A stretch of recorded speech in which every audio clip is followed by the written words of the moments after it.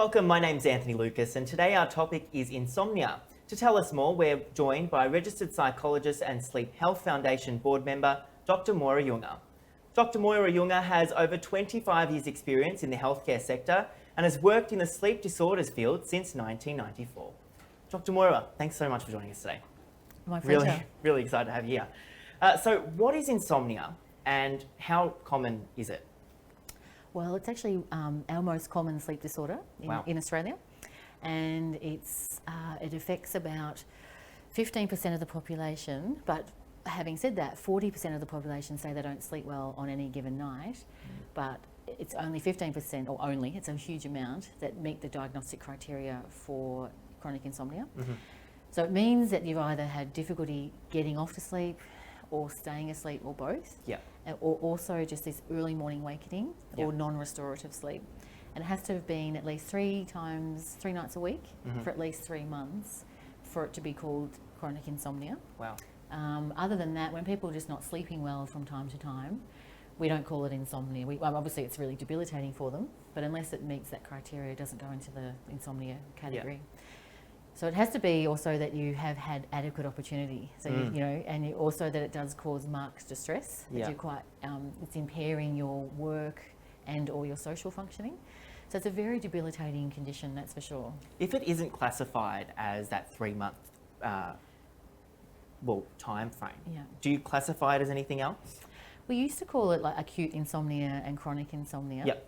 Like, so less than 4 weeks or so, and over 4 weeks or over was the insomnia threshold. Mm-hmm. But the classification system's changed about 2013 or so quite a while now.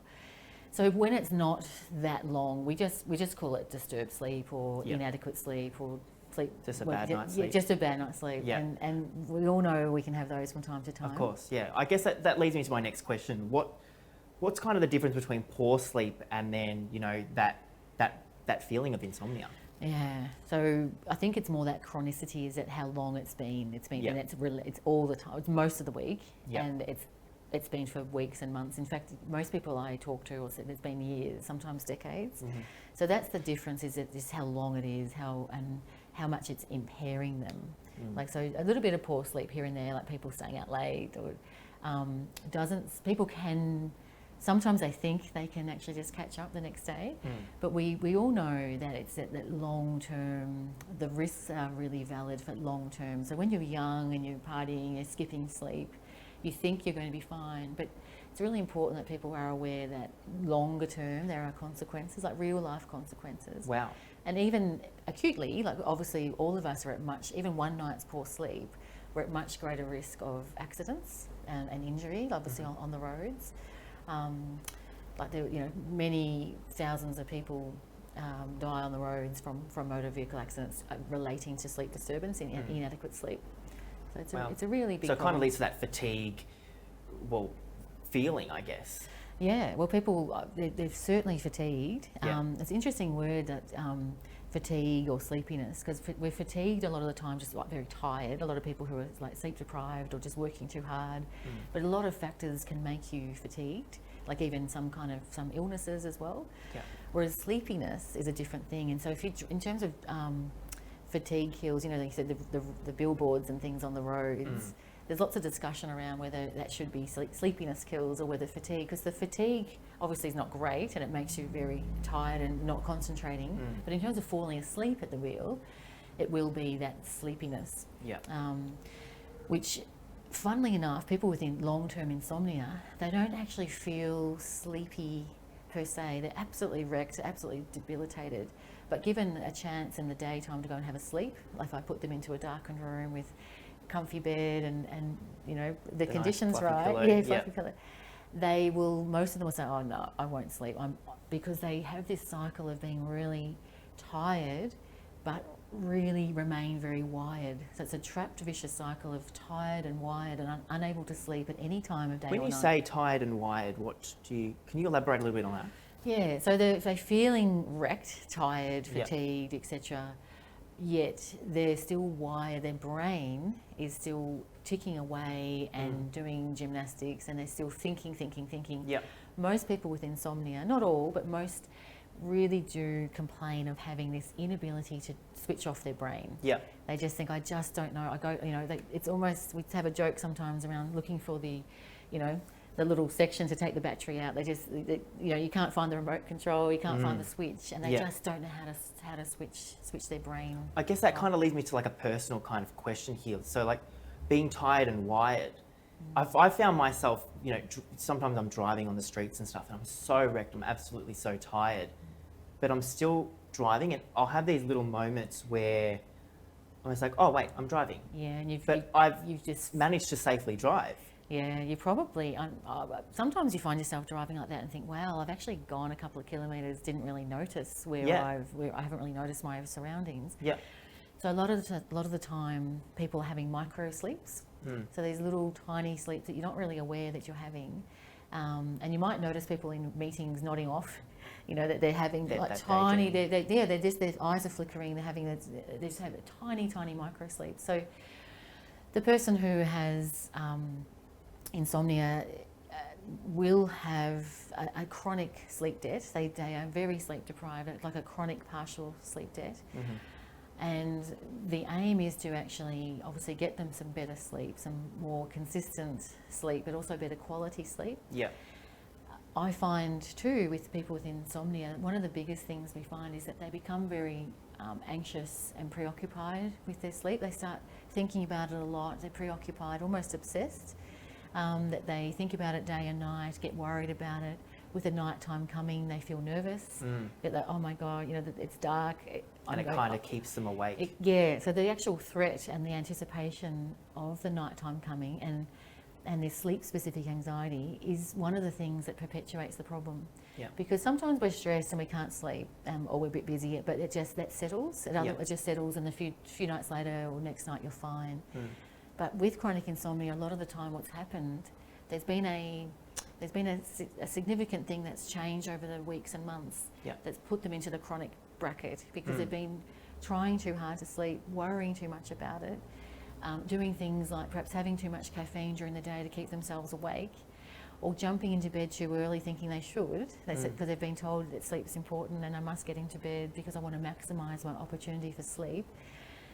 Which sounds like a reasonable thing to do, but if you're not sleeping and you stay there and you're staring at the ceiling, or you're really upset about being awake and frustrated, that tends to perpetuate the problem, that the next night you think, oh gee, another poor night, another poor night awaiting me. Yeah, absolutely. And just cycle I think keeps that going. that kind of clarifies the whole meaning of poor sleep. Just like a poor sleep and then insomnia. I guess insomnia, it sounds like it's more prolonged. There's definitely more to it, obviously. Yeah. You said something about having that nervousness await you. Can you tell me a bit, like what do you see in your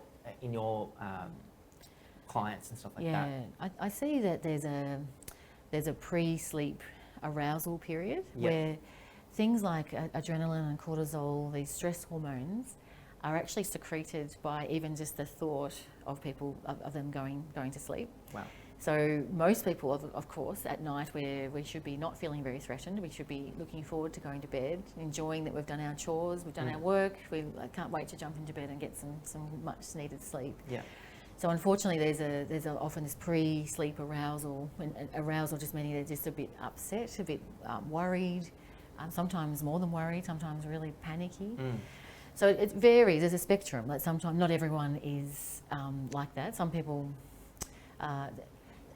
The thing is that happens with insomnia, that if you're having some sleep problems, these days you'll probably Google, just put in a search. Why am I sleeping? Why am I sleeping? Or top 10 tips for going sleep. to bed. Yeah. Yes, So absolutely. that's reasonable. I find myself doing that a lot.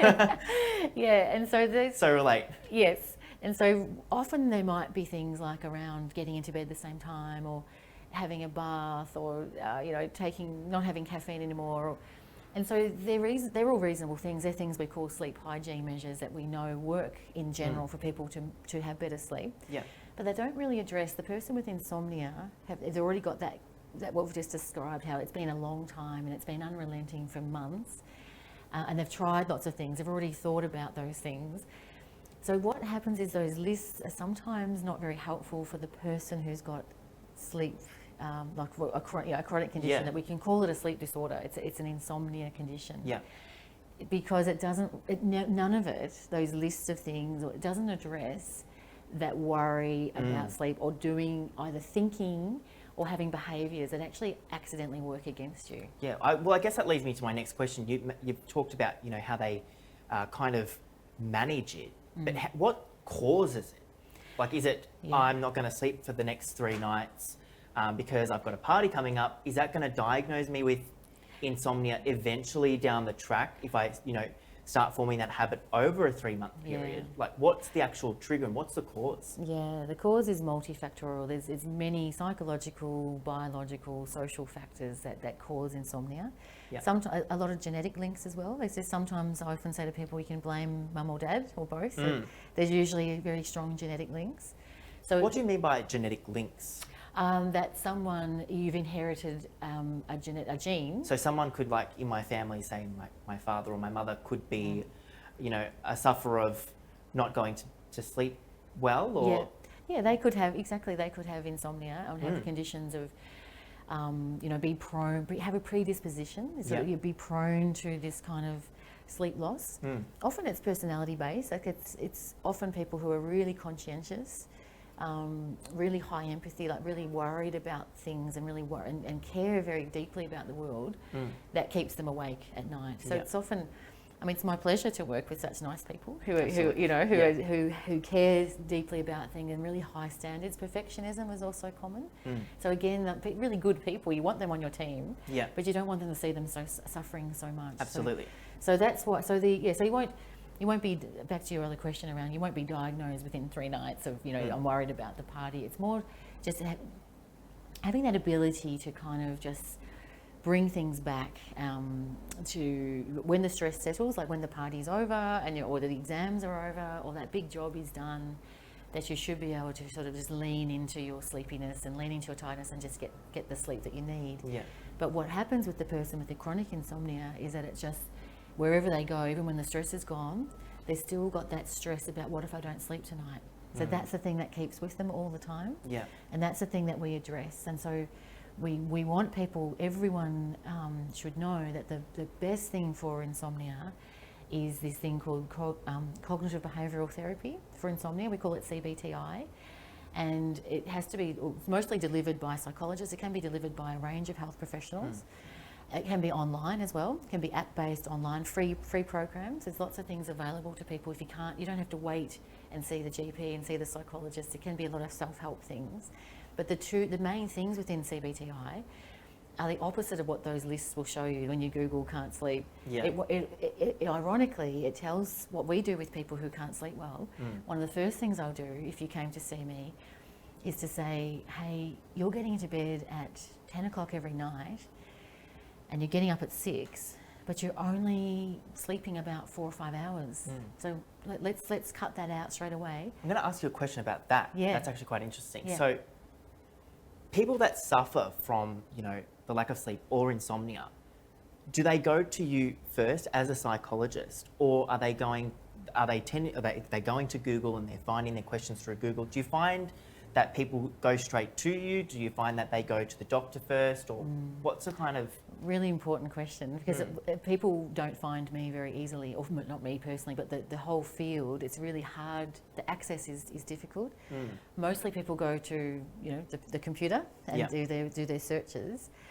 And we've also found in research from about 10 years ago now that in Australia, people mostly, if they go to the doctor and talk about their sleeping problem, that we do know that on 90% of those encounters that the person was given a script for a sleeping pill. Yeah. And we know that only 1% of those encounters they were referred to a sleep person.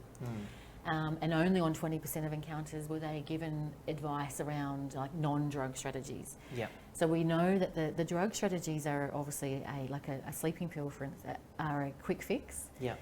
And they do help a lot of people, and they do have their place. There's no doubt about that. But they're meant to be for short-term use. Yeah. Or intermittent use only.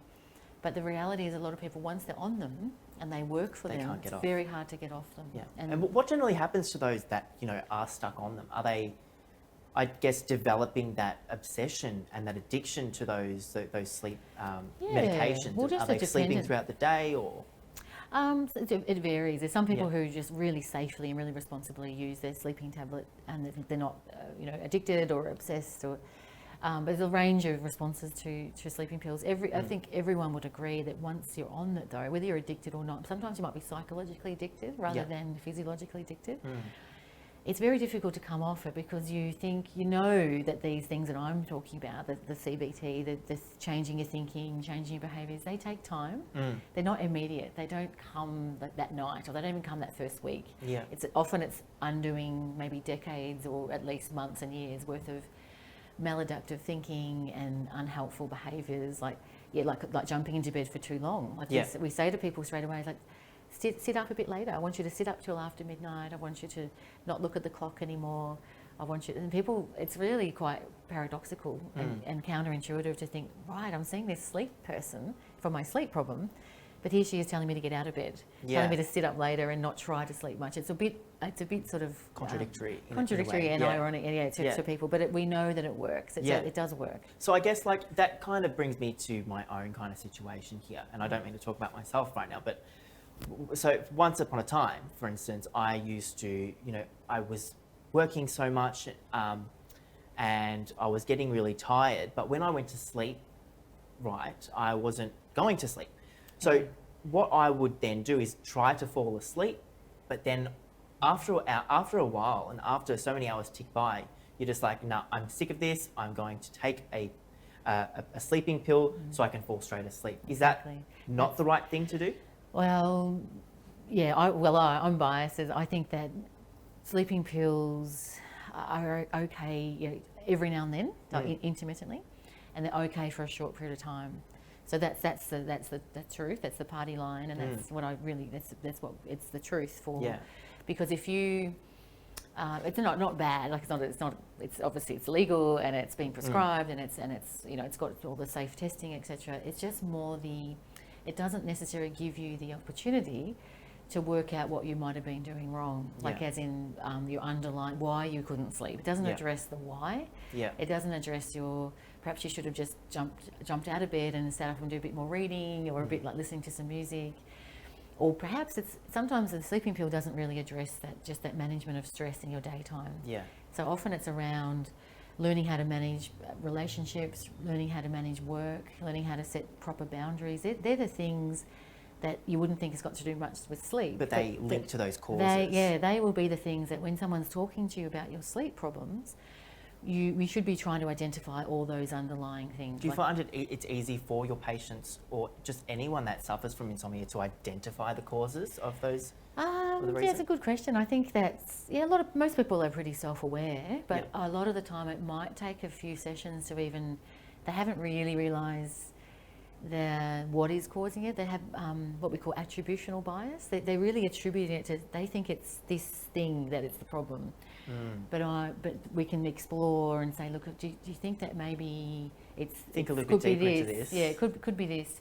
And a lot of the time people put all their eggs in the one basket around sleep. They think, if only I slept, I would be, the CEO. Person. Yeah, I'd be the better person. I'd be, or if only I lived in Byron Bay, I wouldn't have any stress. And we all know that it's really wherever you go, even if you got a new job or you got a new city, there you are. You're still there, and your set of circumstances are still there, and you probably will eventually still fall into the same pattern.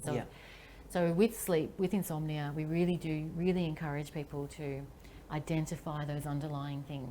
So think about how do you manage stress? Think about your self-compassion, like how much self-care do you have, and how connected are you at work? So do you feel, is work really good for you, or is work really not good for you? You might have to explore other options. When you say that, like self-care for yourself, do you mean like, literally self-care, like making sure I'm clean, or like, can you elaborate on that? Well, self-care, I mean, like really taking the appropriate amount of time for rest, the appropriate amount of time for good food. Yep. Like not just eating on the run or skipping stuff or too much booze or other things.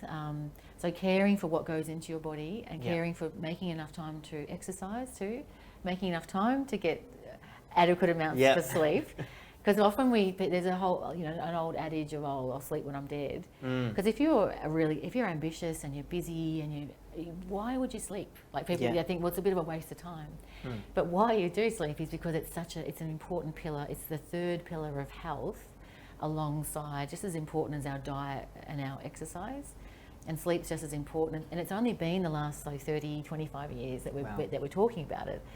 We just never really, it just wasn't a thing, and we haven't had these public health campaigns yet about the importance of sleep, like we might with diet or with road speeding and seatbelts. And so this is why this is a great opportunity to talk to you and to have these sorts of videos available, because absolutely we do want to. We need. It's a lot about it's education. It goes down to that education because we need as you said, you need to kind of raise that awareness. Yeah. Before you got here, I didn't know like any of that. So it kind of leads me to my next question, I guess, though. How do I, if I was diagnosed with insomnia, how do I then go and treat it? Yeah, so that's a good question. So the first thing you would do is not seek sleeping pills, hopefully, as a long-term solution at least. They're not a valid long-term. Would you say that a natural way is better than that? Yeah, a non-drug approach is a better way to address your insomnia. And you would, I think, if someone young and healthy and like you, and depending on other conditions, if you didn't have a lot of comorbid, we call, just associated depression or anxiety, then you probably you certainly wouldn't come to see someone like me. I would think that you could probably, we could put you onto some really good app-based and web-based programs. Yeah. CBT. What do they entail? Well, they entail this cognitive behavioural therapy for insomnia that I was talking about. It tells you step by step the kind of things to do, like do your sleep diary and then work out, and then change the timing of your sleep, like getting into bed and getting out of bed, your exposure to daylight. The light-dark cycle would need to change. We talk about that, which is difficult with your job in the studio. Yeah, in the studio, that's so dark. And also just looking around, just your general anxiety, stress levels, and basic things around not having a clock. Like, don't be obsessed with the time during the night. Okay. Put away your devices, like having an unwinding period before bed that you not sort of on your phone. I mean, I won't ask you to be publicly saying, but do you have your phone? Most people have their bad habit, phone especially next to them at nowadays. night. Do you recommend anything in regards to that? Do we dump our devices in the kitchen that night and just leave them there? Yes, we don't do. go touch it. Put them all. They have a big amnesty for the whole family. There's these boards now, like 10 devices, even like laptops, iPads, phones. Yeah. Big charging devices, and I think the family should all, like amnesty, bring out your weapons, put them all out. That's it. In the hallway. Surrender. Yeah, surrender your weapons for the night, and just learn to not need it. Learn to there's enough already. There's enough talking and so much all the time. At least give your brain a bit of pre-bed no screen time and some sleep time with no screen next to you. And then that you have at least half the day, 10 So hours. half the day shouldn't be screen time. Well, say we want 8 hours. Like most adults, we say 7 to 9 hours. We'd like most adults to get sleep. So, and then pre-bed, we'd like you to have at least an hour without So 8 or more hours without a phone is the least we can ask. And it's not that the phone itself is that bad. It's more this. We know that bright light is a problem, but most people can get that with the orange screen glow, or the phones these days cope with that. Yeah, it's more the stimulation and the FOMO, or this keeping on wondering what's going on in the world. What am I going to miss if I put that phone down? Yeah, when we want to, and kids particularly, like if parents, it's very hard. Like I know it's a battle. It's a battle worth having though. Yeah, to just give your kids and give yourself the opportunity to get proper sleep. Yeah. Just a good chance of getting good sleep, because it's such an important part of our health. And I guess that's the way, one of the main ways to treat it. Get rid of that device. It's a very big part of it. Yeah, absolutely. Not the only one, of course. We don't want to blame devices, because I've been around in the sleep world since before we all had devices in our room. So and people did have sleeping problems then. So it's not only the device. Yeah. But it's the connection to work, the connection to wakefulness. Yeah. The connection to being switched on, when we really with sleep, we need to be switched off. When you say switched on and switched off, should I be finishing work and still worrying about work? Or would you Is that what you're saying? So Yeah. just switch off completely. Yeah, absolutely. Because even if you're a heart surgeon or, every person, no matter what our job, we really have to think, well, work is work. Yeah. And I need to sleep, and my leisure time is my leisure time, and I need to have appropriate times for rest, Yeah. appropriate times for sleep, appropriate times for socialising and your physical fitness, all those pillars of health. And we just happy. The Sleep Health Foundation just wants sleep in the story. We want sleep at the table for discussing health and well-being in Australia. Well, thanks again so much for joining us. It's been an absolute pleasure. We hope you gained some insight into our topic today. If you'd like to find out more on today's topic, you can head to the Sleep Foundation website, sleephealthfoundation.org.au. I'm Anthony Lucas. Take care and stay healthy.